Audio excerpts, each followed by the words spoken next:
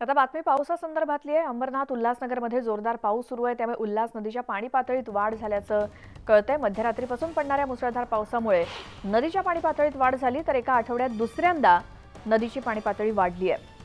सध्या उल्हास नदीची पाणी पातळी 15 मीटरपर्यंत आली आहे। धोक्याची पातळी ओलांडण्यासाठी फक्त 1.5 मीटर लेवल बाकी आहे, त्यामुळे बदलापूर अग्निशमन दलाचे अधिकारी पाणी पातळीवरती सातत्यानं लक्ष ठेवून आहेत। बदलापूर शहरातून वाहणाऱ्या उल्हास नदीच्या पाणी पातळीत सातत्याने वाढ होतीये।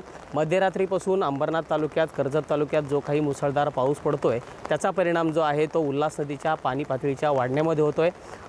पोलीस प्रशासन असेल, बदलापूर अग्निशमन दल असेल किंवा पालिका प्रशासन असेल, या नदीच्या पातळीत जी सातत्याने पाणी वाढ होतीये त्याकडे विशेष करून अग्निशमन दलाचं लक्ष असतं। अग्निशमन दलाचे काही कर्मचारी, अधिकारी आपल्यासोबत आहेत, आपण त्यांच्याशी बोलण्याचा प्रयत्न करूयात। रात्रीपासूनच माननीय मुख्याधिकारी आणि अग्निशमन अधिकारी यांच्या आदेशानुसार अग्निशमन दल पाण्याच्या पातळीवरती लक्ष ठेवून आहे। 8:15 वाजता मिळालेल्या अपडेटप्रमाणे 15 मीटरची नोंद झालेली आहे आणि 16.5 मीटरला आपल्याला अलर्ट आहे।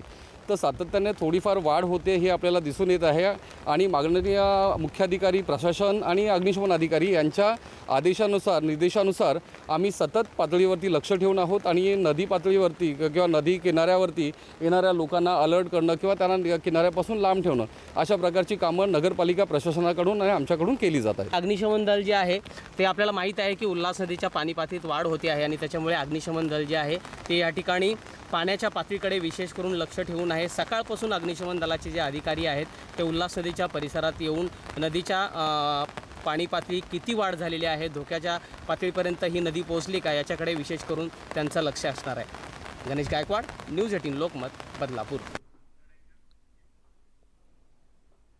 वारी संदर्भातली बातमी आहे। माऊलींच्या पालखी सोहळ्यामधलं आज तिसरं रिंगण पार पडतंय।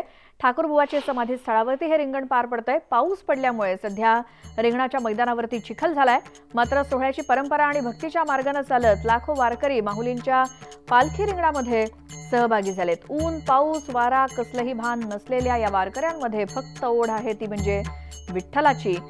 आणि माऊलींच्या तिसऱ्या रिंगणाचा वारकऱ्यांमध्ये प्रचंड मोठा उत्साह आहे।